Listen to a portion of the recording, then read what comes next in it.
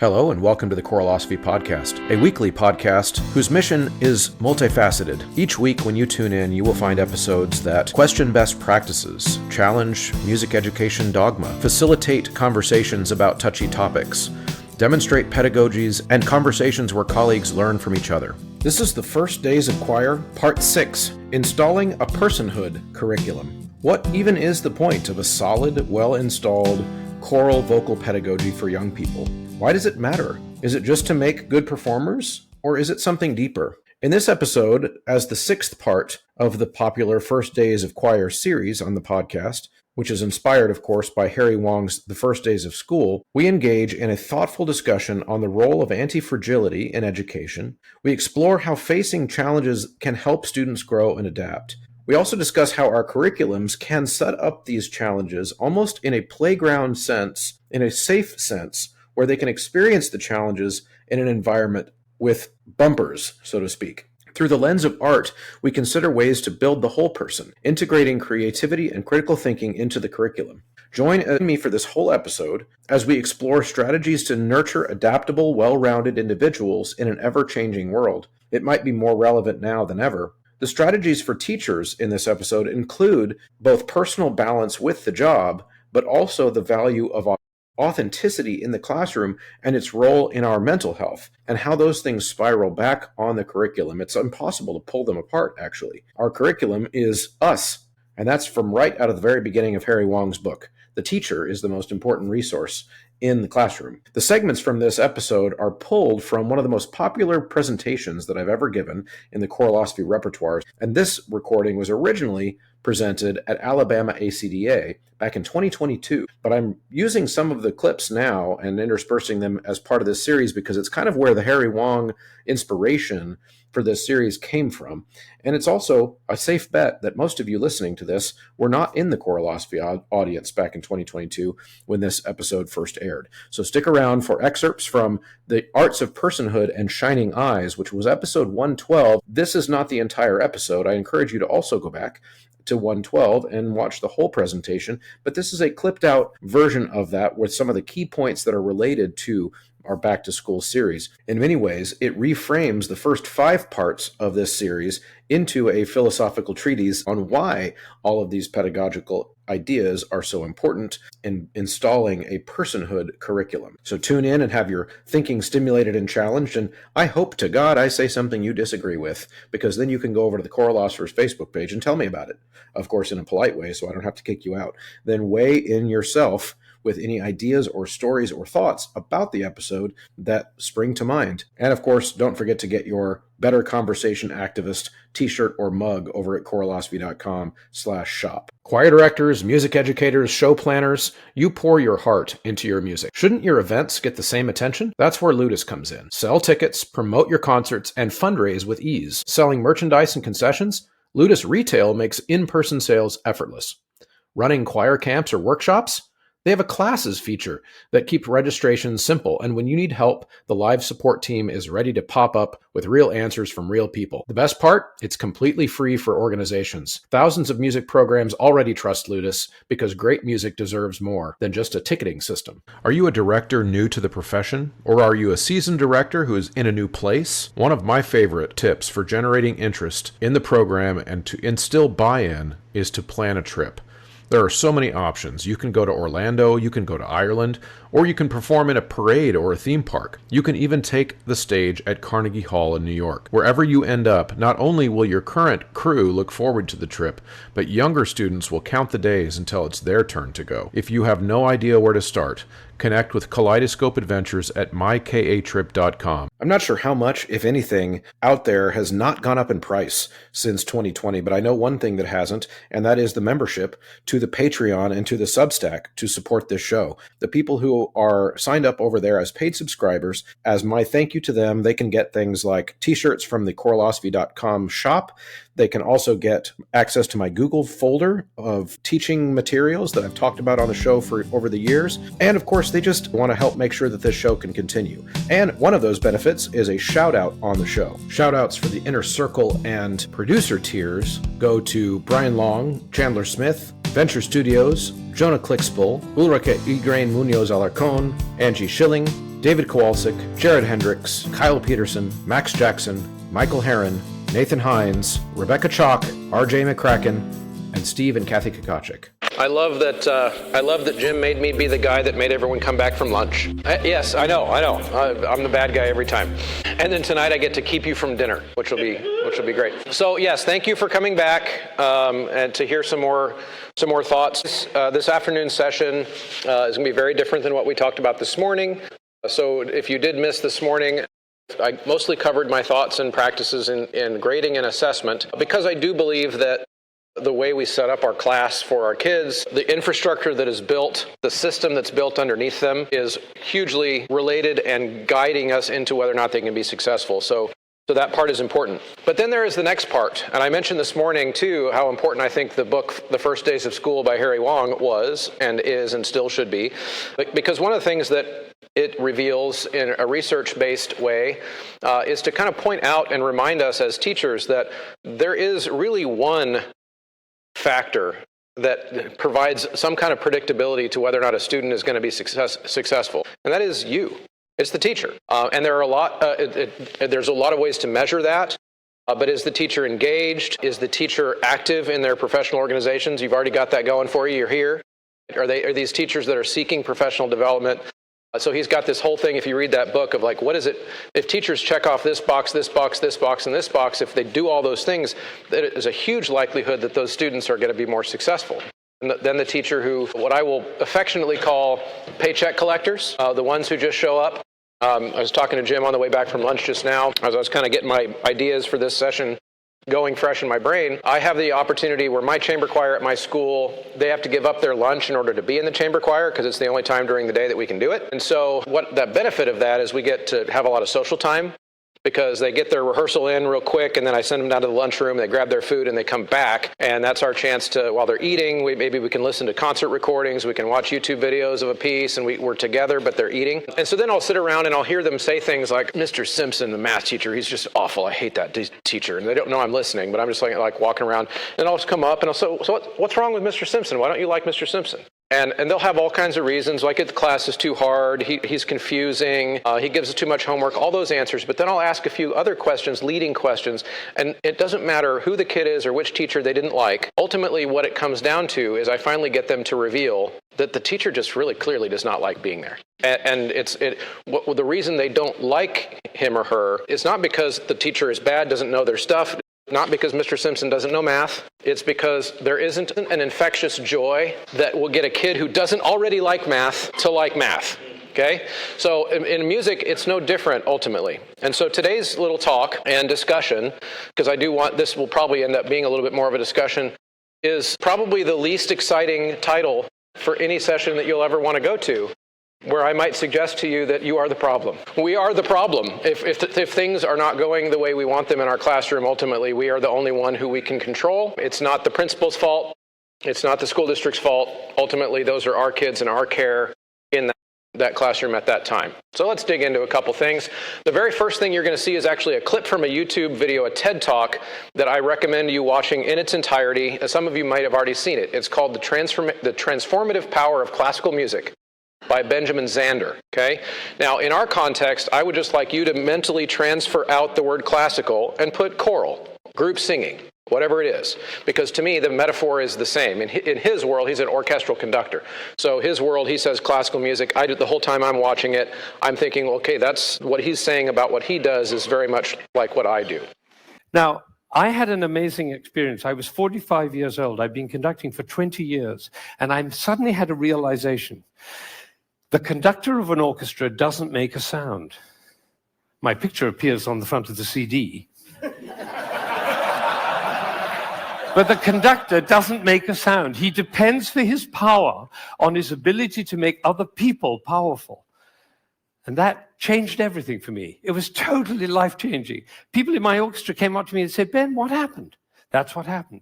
I realized my job was to awaken possibility in other people. And of course, I wanted to know whether I was doing that. And you know how you find out? You look at their eyes. If their eyes are shining, you know you're doing it. You could light up a village with this guy's eyes. Right. So if the eyes are shining, you know you're doing it. If the eyes are not shining, you get to ask a question. And this is the question. Who am I being that my player's eyes are not shining? We can do that with our children too. Who am I being that my children's eyes are not shining? That's a totally different world. Now, we're all about to end this magical on the mountain week, and we're going back into the world. And I say it's appropriate for us to ask the question, who are we being as we go back out into the world? And you know, I have a definition of success. For me, it's very simple. It's not about wealth and fame and power. It's about how many shining eyes I have around me. So now I have one last thought, which is that it really makes a difference what we say, the words that come out of our mouth. I learned this from a woman who survived Auschwitz, one of the rare survivors. She went to Auschwitz when she was 15 years old. And her brother was 8, and the parents were lost. And she told me this. She said, we were in the train going to Auschwitz, and I looked down and I saw my brother's shoes were missing. And I said, why are you so stupid? Can't you keep your things together, for goodness sake? The way an elder sister might speak to a younger brother. Unfortunately, it was the last thing she ever said to him because she never saw him again. He did not survive. And so when she came out of Auschwitz, she made a vow. She told me this. She said, I walked out of Auschwitz into life, and I made a vow. And the vow was, I will never say anything that couldn't stand as the last thing I ever say. Now, can we do that? No, and we'll make ourselves wrong and others wrong. But it is a possibility to live into. Thank you. Who am I being that my students' eyes are not shining? The first question you ask, not which principal I can blame, not because they changed my schedule last year and I like my schedule last year better, not because they lowered my budget. Who am I being that my students' eyes are not shining? And I think it is the most important question. He started to tell his story, and I recommend watching the whole thing. This was a transformative YouTube video, TED Talk for me to watch in my career because it came out many years ago. It's got millions of views now. But I mentioned this morning that we put on videos at my school while we're individually assessing people. So I found this video in that same way. I was at the last minute searching up just TED Talks about music because I got to put something on so I can go in the practice room. And I came back and ended up watching one of these. And this moment was profound for me because it made me think in terms, again, of turning the mirror around on myself. So my personal story with this transformation is that when I started at Lee Summit High School, where I currently teach, this is 17 years ago, I had just come out of my master's degree in conducting. I had been teaching adjunct at the college. I'd been directing college choirs, teaching college voice lessons, doing all kinds of fancy things. And my expectation, very similarly to as we heard this morning, of thinking it was all about me when I stood up in front of the room. My thought was, I've just been teaching at the collegiate level. I am now teaching at the high school level. What I will do is I will show up on the podium on the first day and I will impress them with how much I know. And that is the way to get the high school kids to sing for me. And then, I don't know if I'm allowed to say words like this, but they don't give a shit. They just don't care.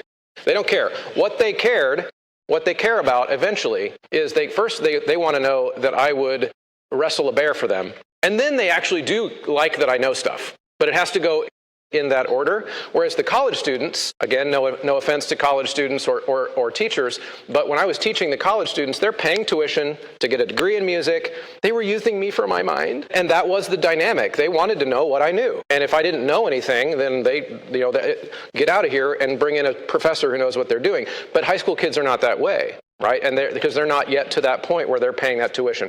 So this was a humbling, very, very humbling moment for me where I realized it doesn't matter how much I know until they know that I'm there for them, with them. Another really good young life example for me, where I just want to at least start this conversation by telling some stories where you see that I'm turning the mirror on myself too. I had this opportunity when I was a young teacher as part of a graduate school program to film myself teaching a lesson. And then part of the assignment was to take that video of me filming the lesson and take it to one of my mentors or my former teachers or somebody I look up to as a teacher, show them the video and let them give me feedback.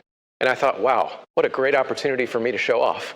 This is going to be awesome. I'm going to teach a choir class. I'm going to film it, and I'm going to bring it to my old high school choir teacher, who was my hero. And I'm going to show him, and in my fantasy, in my mind, he was just going to start weeping with pride and talking about how amazing this choir rehearsal was that I just led, and how wonderful it was, and he was going to talk about all the big words I used and how impressive that was. And the first thing he said to me after watching that video is he stopped for a second, he looked up and he said, "Chris, I was bored to tears that whole time, and I was crushed. I was crushed. I wanted affirmation. I wanted affirmation." But ultimately, I said, why? I thought that was so interesting. And because this is, of course, a man that knew me when I was 14. And he's like, "I know you would think all those things were interesting. You're a nerd." And I was like, "Yeah, okay." But there was lots of interesting things in there. And he goes, "Chris, ultimately, the reason I was bored is because I know you. You're funny. You're energetic. You're a good speaker. But the whole time you were lecturing like you were the only one in the room." And of course, I was crushed. But I needed to hear all that.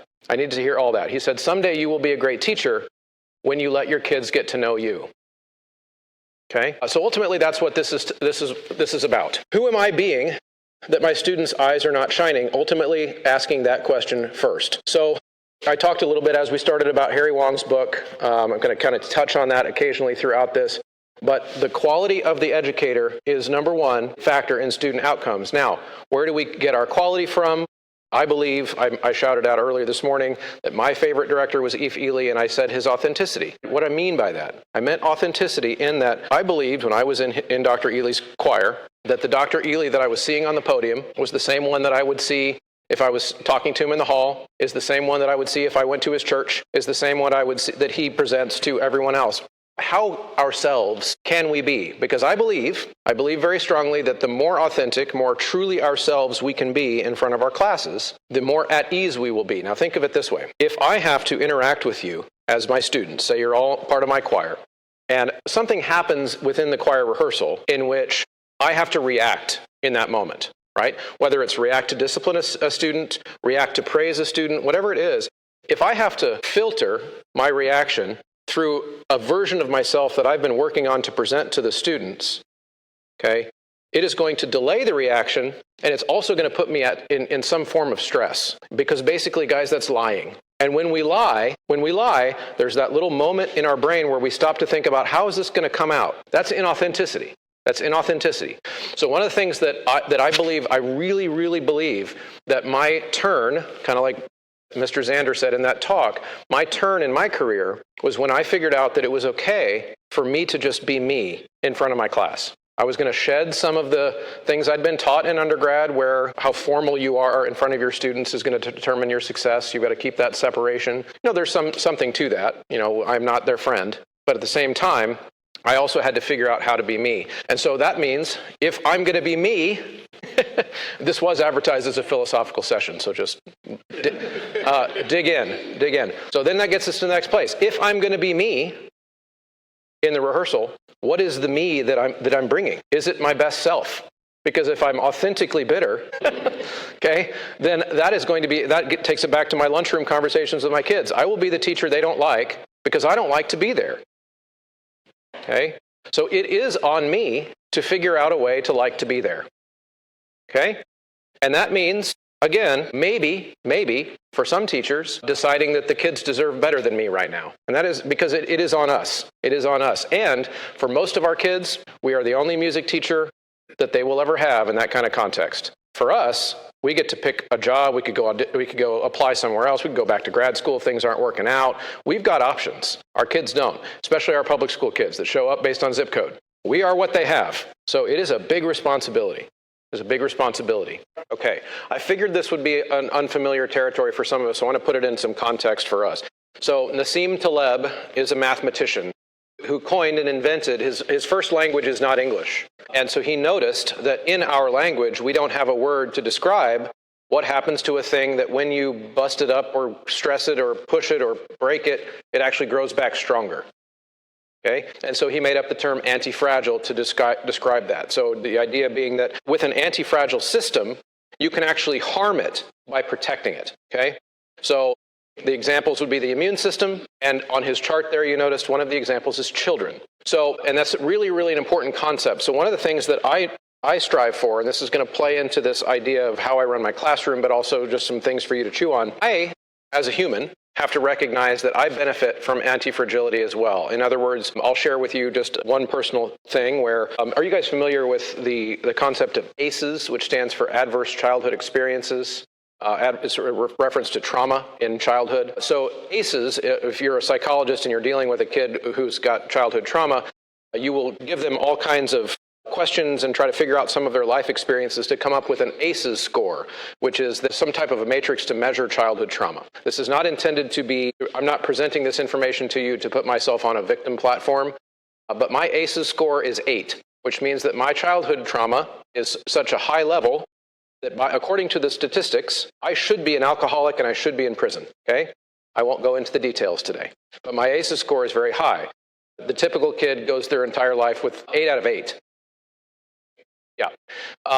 So the typical kid, if they've experienced something that would be clinical trauma, might be a 1 or a 2.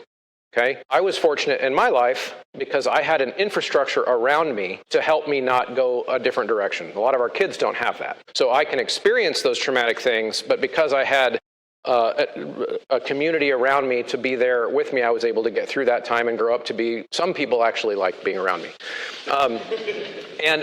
So the reason I share that with you is I would not go back to those childhood experiences and choose to have those ever again. But it also would be disingenuous for me to say that those did not make me the person that I am in a lot of the ways that I am the most proud of myself now. That's anti-fragility. It is the idea that I am stronger because of those experiences, but that is not the same as saying that experiences were good and we should all have them. It's not the same thing. So we can have these complicated ideas around trauma and around adverse experiences, and then we start to wrap our mind around what the concept of anti-fragility means. So I strive as a teacher to be an anti-fragile teacher so that I can create anti-fragile choirs.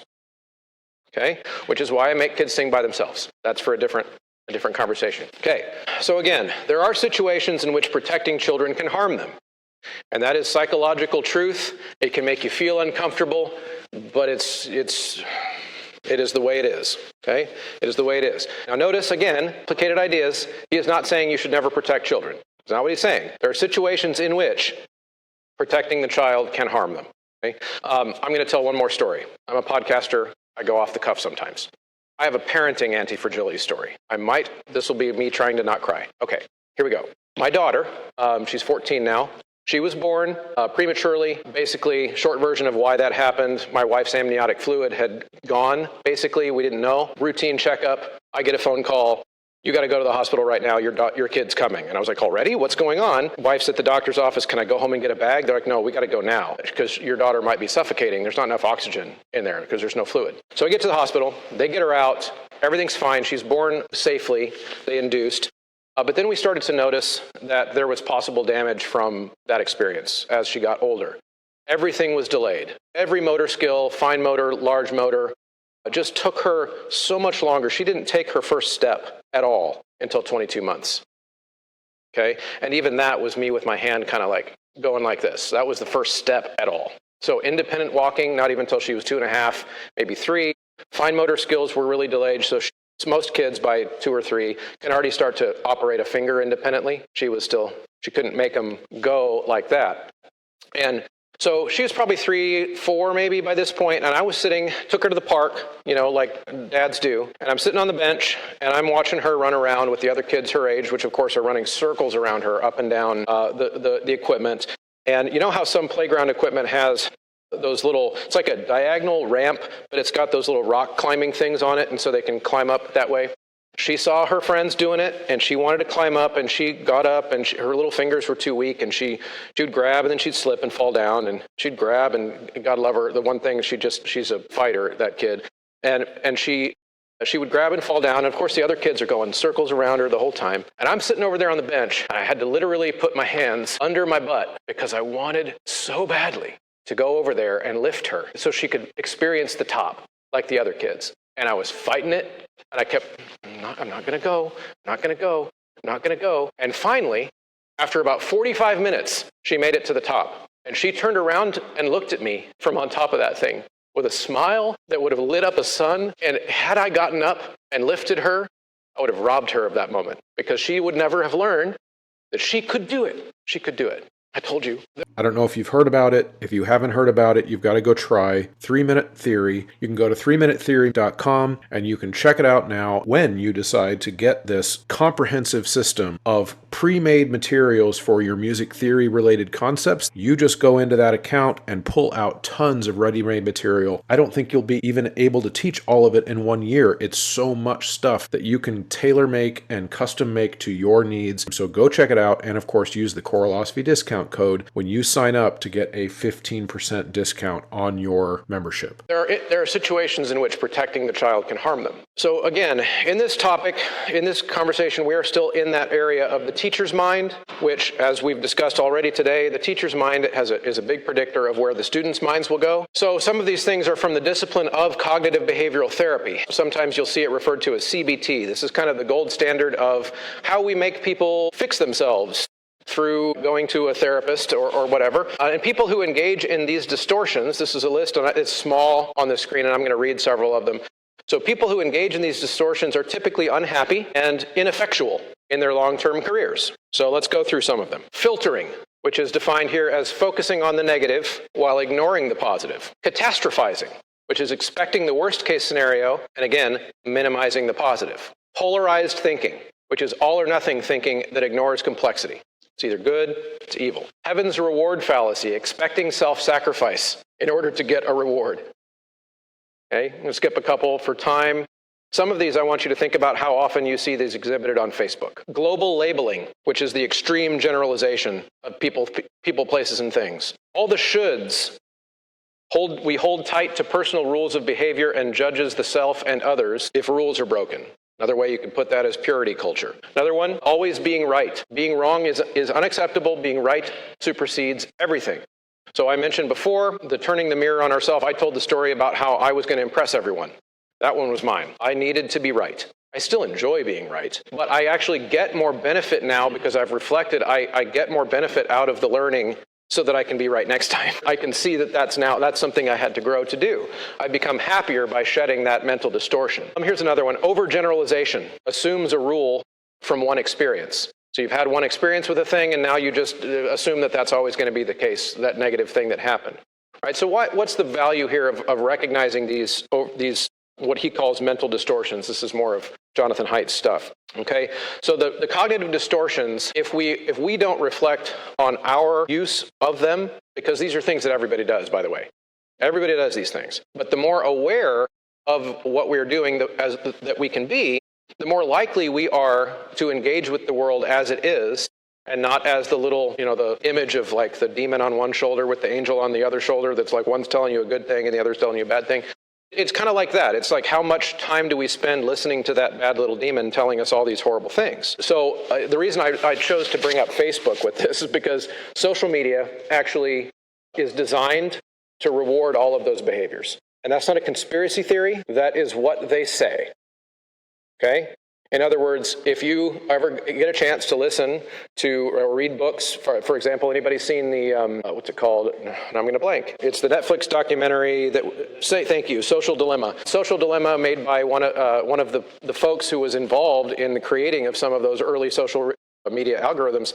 They flat out hired a team of psychologists to figure out how to design a platform to make sure that people would be doing those things as much as possible. It is not a coincidence that then teachers go on teacher Facebook groups and engage in all those behaviors and then take that negativity back into their classrooms, okay? These types of behaviors are cognitive distortions, and the faster you can spot them, the faster you can exist in social media without being dragged into it. It's like, oh, I recognize that it's trying to get me to overgeneralize here, or it's trying to get me to catastrophize here, or whatever, and then we can start to fight those things in ourselves. And I promise you, the you that you bring into your classroom starts to become a happier, more well-adjusted you. Your physical health, guys, matters too. I'm sorry to be the bad guy here, but it's not all this idea that we all kind of grew up with. I'm 42, and so I grew up in a time where medical science was still in that place where there was mental health and there's physical health. And now we really understand that it's more than that. The two are related to each other. They are related to each other, both in a metaphysical way, but also in a very real scientific way. If our bodies are not functioning efficiently, it's very difficult for our mind to.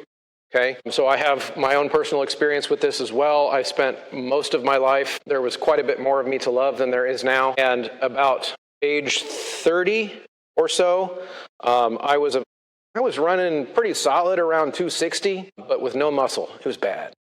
Okay, and I went to my doctor, and my doctor said, just very nonchalant, he goes, "How important is it to you to make it to 40? And I was like, "That's pretty important. I just had my daughter. At that point, she was 3. And I said, "What do you mean?" He goes, "Well, I haven't seen cholesterol labs on a 30-year-old male like that ever in my life." And I was like, "What do you mean?" And it kind of kicked me in the pants. But I'd never really been healthy, and went through a process. Probably by about age 35, I finally got my act together. And it's amazing what regular exercise for me. My drug of choice is I just go to the gym. It's my me time. I get there no matter what. Even if I was not feeling well the day before and I have to do like a really wimpy workout, like I'll just go to go. Okay. Now that's important for me because it's not because I want to look a certain way. It's because I know that when I'm running my body as efficiently as possible, then my mind is running as efficiently as possible. I get better sleep. When I get better sleep, I'm a better dad, I'm a better husband, I'm a better teacher, and I walk into my classroom with the ability to, if the goal is to be myself, what kind of self am I going to be? Right? All of these things matter. And gosh dang it, you deserve it. Your spirit emanates from you to your students. It is addictive. It is addictive. Have fun. Go on vacations. Get a hobby. And this kind of ties back into the cognitive distortions I read earlier. Look for the best things about the world and talk to your students about them. Are we encouraged to do that in our current culture? No, we are not.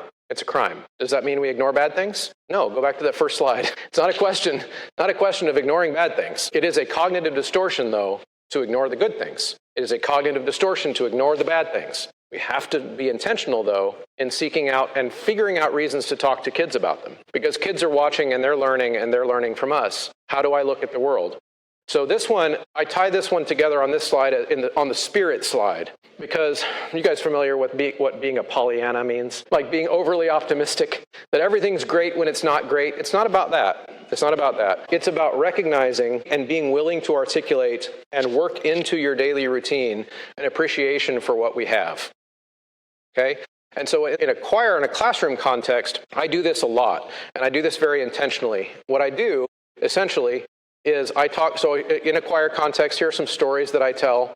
I tell kids a lot how lucky we are in the U.S. that we get to have music education as part of our daily public instruction in a lot of places. We don't have it perfect here, and I acknowledge that. Like I tell them, if you talk to a bunch of music teachers in the U.S., we will complain about all the things we would like to have as better in our system, but there are a lot of kids that grow up in a lot of countries that don't have music in school at all. So can we be excited that we get to sing? We get to sing, and you get to come here basically for free because you live down the block, and you get to show up at this school, and you get to sing in a choir, and actually we're pretty good, and you get to just show up. And then I've got friends who grew up in England where they are not allowed to have choir during school. It is national law. Choir cannot occur from bell to bell, okay?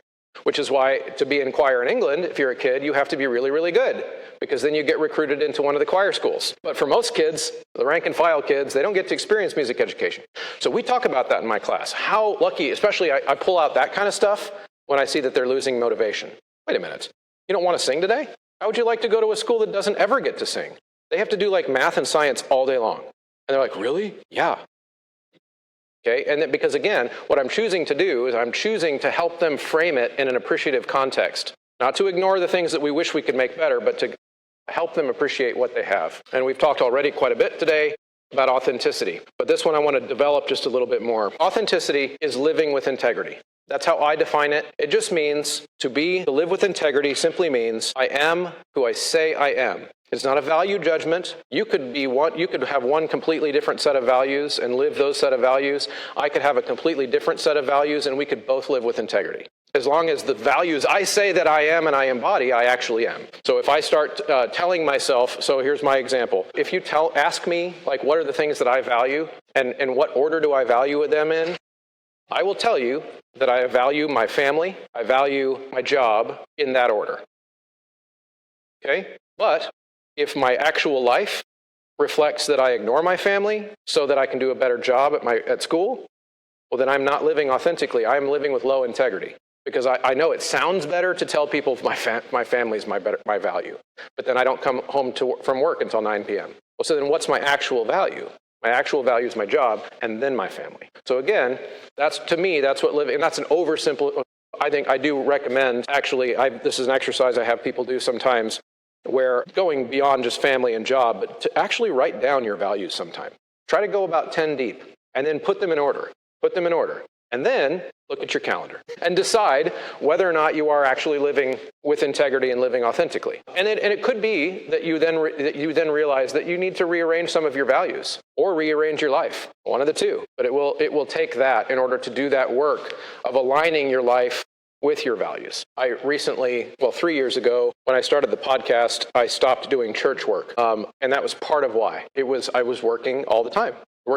Something had to give. And that was hard because you're like, oh, it pays me so much money.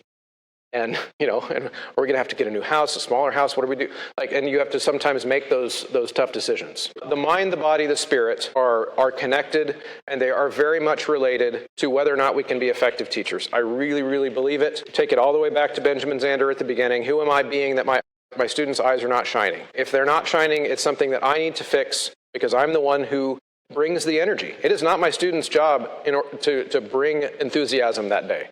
That's my job. That's my job. And so I try to be infectious as much as possible. And so all those things work together for me to be able to do that. Now, this next part is a little bit different as we try to think about maximizing not only our own mind, body, spirit, our energy, our contribution in the classroom, but also our knowledge. The overall talk, right, is maximize you. So we're going to talk about our knowledge of what it is that we teach. How invested in the most recent research are we? How invested in, I talked this morning quite a bit about the science of reading. Do I teach kids to read music? Do I know anything about how the brain works when we read? That's a problem. Those types of things, can we get into that? And right now, the educational trend is new fad programs. Raise your hand, public school teachers. Public school teachers. Private school?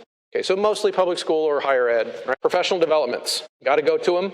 You will show up, and it will always be the next new thing. Right?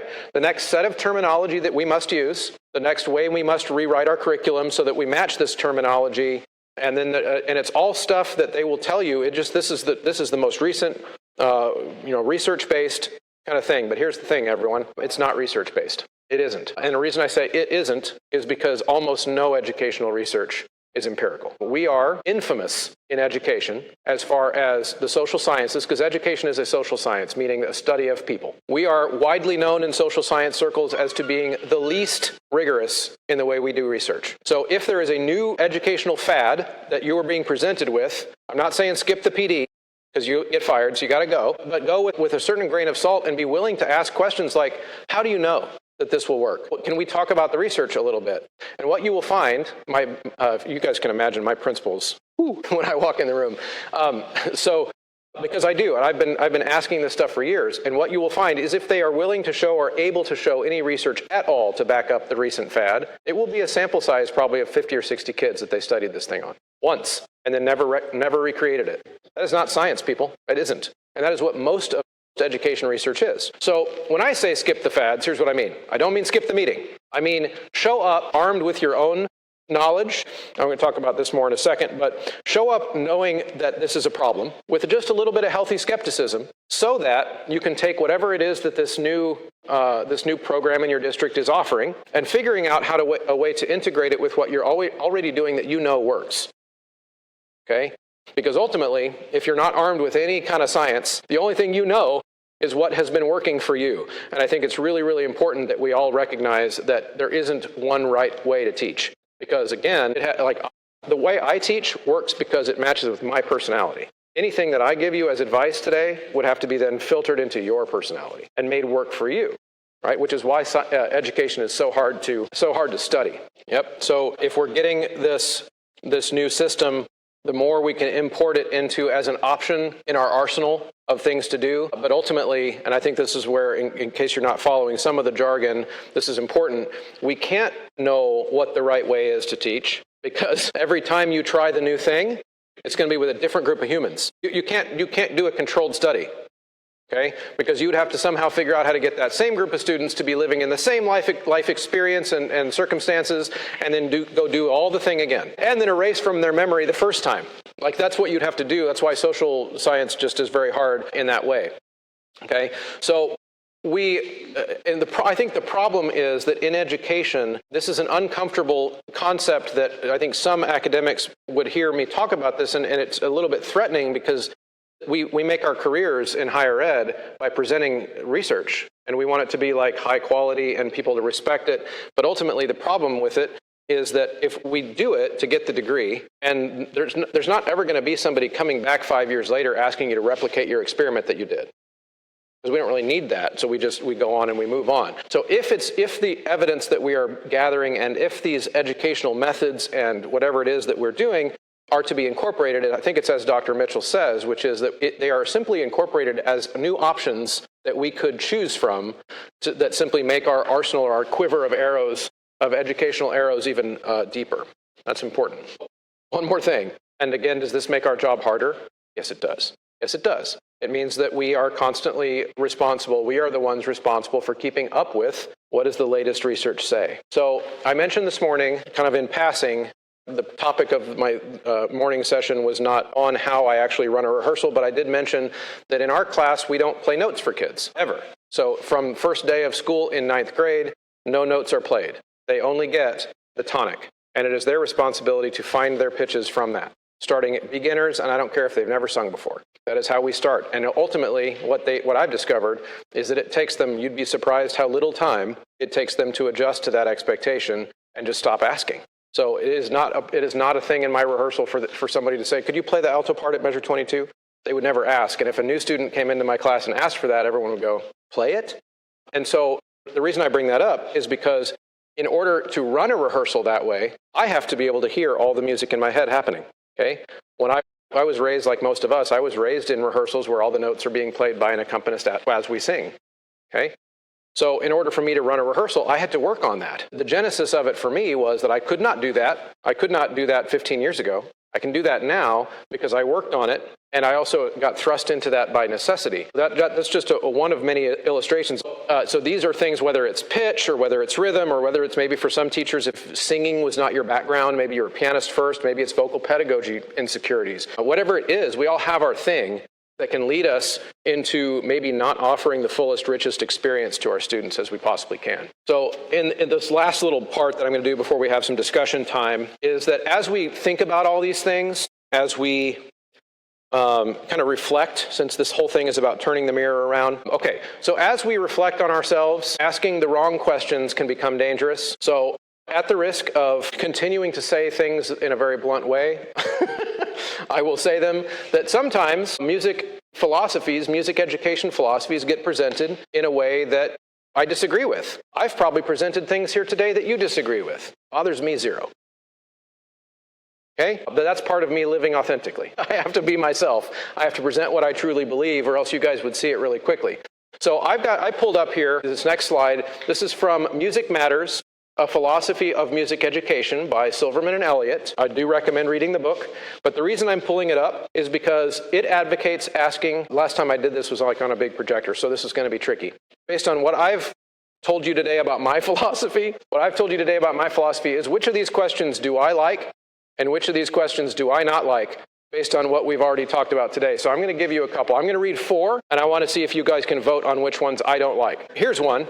Will this form of musicking boost their confidence in their ability to learn how to perform, improvise, and compose? Will this kind of music motivate them to ask important questions about how to make music more effectively? Is it likely that my music teaching strategies will increase learners' self-sense of worth? And will my ways of teaching music motivate learners to continue making music after their elementary or secondary school years are done? I read 4. I like 2 of those, and I dislike 2 of those. That's a hint. I read number 3, number 4, and 6 and 7. I typically don't like made-up words that only people that took that class in grad school understand. Yes, but that's not why. That's not why. I don't like that word, but that's not why. You were right. Whoever said 3 and 4 is correct. And the reason that I don't like them is because they're not reflective. So will this form of musicking boost their confidence? It is my belief that forms of music don't make people confident. It's the way I teach you the music. I believe that a master teacher could sell any kind of music to any kind of kid. So it's not something magic about that type of music that makes that kid's eyes light up. This is still true today with my 30% not white choir that I have now, where I wish that the cultural influences were more predictable here, but I cannot predict by looking at that kid what kind of music is going to light up their eyes. I cannot predict. It is really interesting, actually, how unpredictable that is. And so I don't like the question for that, partly that reason, but also partly because it centers the inanimate object of the genre itself of music, rather than the very human interaction of how did I teach that music that contributed to the way that that kid either liked that music or didn't like it. Did I sell it? Did I do it justice? Did I present it in an enthusiastic way? Did I do that Indian raga piece while grumbling and grunting because I was scared of it? Or did I present it enthusiastically? I'm excited.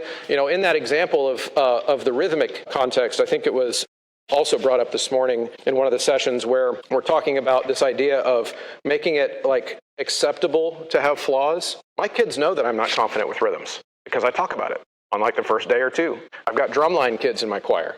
They can read the pants off a rhythm that I can't read. So if I'm standing in front of the choir and I get to a passage of like triplets with dotted 8/16 within the triplets, and then the 16th is tied over to the next triplet, and then I see that stuff and I'm like, okay, drumline guy, will you tap that out for us? Because if I try it, I'm just going to get it wrong. And in that moment, I'm showing them that I'm part of the team. I'm not perfect, okay? And it's okay that you might have a thing, choir member, you might have a thing that you don't feel super confident with, but maybe that drumline kid is also not the best vocal soloist in the room, and that's okay too, because then he had his thing he can contribute, and then the vocal soloist kid can contribute that, and we start to build that culture. So I like questions like this, which is it likely that my music teaching strategies will increase learners' sense of self-worth? Okay?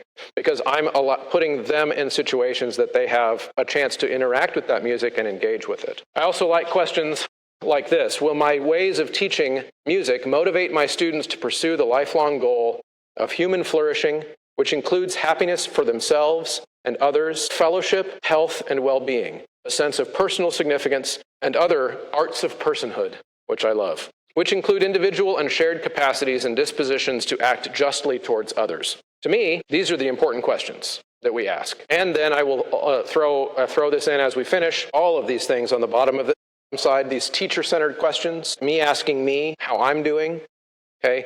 When we do those things, we will also end up just being better at making music. We don't choose between. We become the great choir, we become the great band, we become the excellent orchestra, whatever it is, by seeking to figure out how each piece becomes powerful. Like Benjamin Zander said, as conductors, we don't make a sound. We depend on our power. We depend on them discovering their power. That's what makes us look good. So even if our motivations are completely selfish, and we just want to be seen as the best choir director in the world, you would still be better off doing this because you will have better choirs. Okay, so I really like it when people are getting to the end of something like this, and I love looking out here and I see a lot of this, because it means we're thinking. So what are we thinking about? Questions, comments, discussion that are worthless and shouldn't be in school? I would say that I wouldn't say it that way simply because I recognize that that even the best teachers might present a course for a kid, and let's say course means kids are enrolled from X date to this date, and we're trying to do music during this time, and sometimes we swing and miss. So I wouldn't say that means the class was not worthwhile. As long as we think, I very much like to think about stuff like I just talked about today, partly because I think of myself as an educator, as a professional educator who's doing this as a career, not a job. If I was in a job mentality, then I would maybe think about if I teach this one class, I evaluate my success on how this class did. But if I'm thinking I'm a profession, I do this as a profession, I'm thinking about what did I learn from this awful class that I taught, so that in the long arc of my career, however many thousands of kids that I might impact, what is my overall contribution to the landscape? I teach because I have this very strong belief that what we do impacts kids and impacts people. And as I mentioned earlier, I had a real rough time of things when I was a kid. And music for me, my music class, was my salvation. And if I can be that for one kid, then I've done my job. My mother passed away when I was 17. She had cancer. And I stayed home for about a week.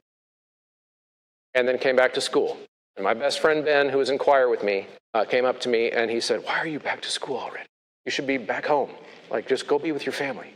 And I said, "But I got to be in choir. I've missed choir already for 3 or 4 days. Like, this is where I need to be right now." And so I believe that if we create an environment that is high quality, that, by the way, I've never really bought into the idea that high quality is, like I said this morning, is an antonym to being inclusive and bringing people in. I think it can be both. It has to be both, okay? So we create this environment where kids want to show up, and then they also feel like they can contribute something, whether it's the drumline kid or whatever, and they've got their thing that they're bringing, and we're all this big team. So yes, I think any educator that doesn't see that that is their role, I think just needs to kind of open up a little bit. Good. Any other thoughts? Yeah. What's been your experience lately trying to make anti-fragile singers? Yeah, so I think I understand what you're asking. Creating an anti-fragile choir for me, anti-fragile singers, it kind of goes back to this morning. I talked about being a master teacher, being a master carrot dangler. Getting kids to move past their comfort zone is also very much like the carrot dangler. If I've got a kid with like a pretty severe anxiety disorder, and they're like, it's a challenge to get them even to walk to the front of the room, let alone sing by themselves, then again, it's about the carrot. What situation could I put that kid in that does, I'm not going to say, "Oh, you have anxiety, I'm sorry, you can go ahead and sit down." That sounds harsh in today's culture, but I will not do it because I understand the psychology behind it. I could harm that kid by not asking them to challenge themselves at all, okay? But I might not make them do the same thing I make the other kids do. So let me give you an example. We do a little, either My Country 'Tis of Thee or God Bless America or something just that every kid knows as a way to voice the choir at the beginning of the year. I just need to see like who's got the high voices, who's got the low voices. If they don't know that song, we pick a different song, try to get everybody to sing just 30 seconds. Right at the beginning of the year. For one reason, it rips off the Band-Aid of just that, "Oh, we will sing in this class." Okay, but then I also get to know their voice. But let's say you got that kid who, like, as soon as that, okay, oh, and it's shaking and it's tears and all of that kind of stuff. So what I do, I know we've been taught that we don't touch students, but I put my arm around that kid. I say, "We're going to sing, but we're going to go over here." "Well, this is still not far enough?" "Okay, that's fine. We'll go over here." And it could be that I put the kid on the other side of the door, shut the door, and put my ear up outside the door, and it was like, "Just sing, just if only I can hear you. That's fine." My country 'tis of thee, sweet. And oh, yeah, bring them back in the room, and they've just been successfully brought into the fold of they sang by themselves. Because, like I said this morning, we start where every kid is. Not every kid is willing to just step up there, right? And so I don't know if that answers your question, but what I try to do is try to figure out a way for every kid, no matter where their comfort level is, they're still going to do the activity, but I might be getting super creative with how I modify that activity so that everybody's involved, everybody's doing it, but in a way that their first experience is attainable. You guys are deep in thought. I love it. Well, thanks, everybody. This has been really fun. And I will see you at whatever time I see you, 3:30, 3:45, something like that. It's going to be fun. Educational philosophy. Thank you so much for sticking around to the end of a conversation. If you are still hearing my voice, that means you're one of the MVPs, one of the diehards, one of the real ones, as the kids say. So if you are willing on the way out to check out a few different ways that you can help me continue to make this show high quality. One, use the promo code. That's the biggest one. At Sight Reading Factory, at mymusicfolders.com, at mychoirropes.com, at graphitepublishing.com, and endeavormusicpublishing.com. All of those take the Choralosophy checkout code, and of course now the newest one is 3-Minute Theory. You can get a 15% discount when you enter Choralosophy at checkout there. And of course, going to Apple Podcasts and leaving a positive review is very helpful there, and sharing the episodes to your colleagues in real life and on social media. All of those things are incredibly helpful and allow me to continue to create this resource for you. Thank you so much for tuning in. We'll see you next time.